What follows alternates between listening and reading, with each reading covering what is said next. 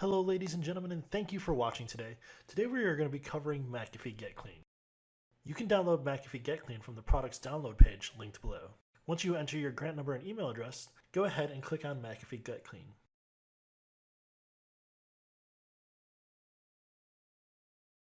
Here you're going to find the application itself, and what we're going to do here is go ahead and download that package.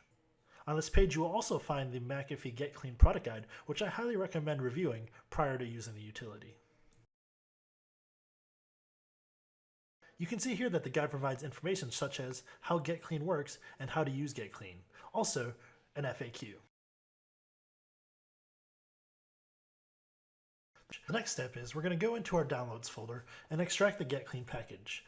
I'm going to go ahead and extract this to my desktop where it'll be easier to find and use.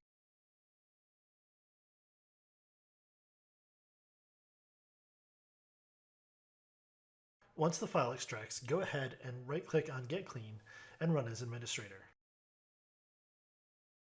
This will launch the application. Our first step is going to be setting our preferences. So go ahead and click on the Preferences button. The submission mode and execution mode are the recommended settings. I would leave those the way they are unless needed to be changed. Next, we're going to go ahead and enter your customer information. So go ahead and enter your grant ID, name, company, and email, and any comments necessary that you believe will help McAfee Labs determine whether or not the file is clean. By default, the save location is that of where the GetClean application is stored on the system. If your environment uses a proxy server, enter the settings below for that server. It is recommended to enter these settings if necessary because McAfee GTI communication is recommended.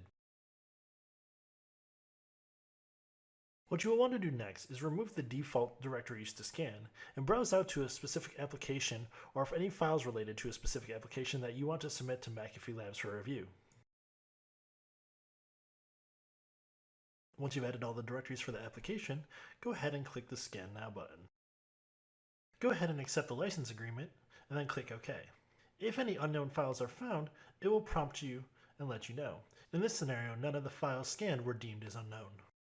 Based on the preferences that we set earlier in the video, if an unknown file is found, it will automatically be uploaded to McAfee Labs. Thank you all again for taking the time to watch this video, but most importantly, being a part of the McAfee community. Do us a favor and click subscribe below and stay up to date on newly released content.